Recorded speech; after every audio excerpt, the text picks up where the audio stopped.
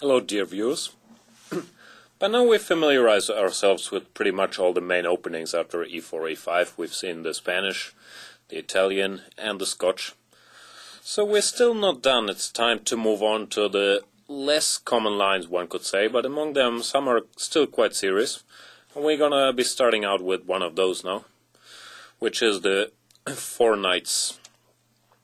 Like the name says, it's characterized by both sides getting out the four knights before anything else. Knight c3, knight f6. And here white has a huge choice. He can go bishop b5, d4, g3, bishop c4, a3. In this chapter we're gonna be focusing on the move d4, which is in a way a close relative to the Scotch, and thus it's called the Scottish four knights. Black should take on d4. There is the move bishop b4, but I don't fully trust it, so I prefer taking. And normally white does take back on d4. Please note that this position could also appear on the board via the Scottish. I still don't have it down if it's Scotch or Scottish. I'll stick with Scottish for now. Via the Scottish move order. d4, e takes d4, knight takes d4, knight f6. If white doesn't take on c6, but instead prefers knight c3. In this position, in our main move order, after d4, e takes d4, while knight takes d4 is clearly the main move, there's another little move you need to be familiar with. It's the move knight to d5. Another one of these gambits whose names I keep forgetting. I have no idea what it's called. Please look it up, or don't.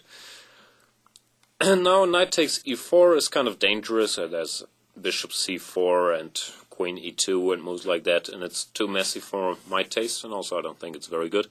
I think the best move is just to play bishop to e7, which looks humble, but black will just develop and white will have to justify why he spent his time jumping around with the knight instead of developing or taking the pawn back.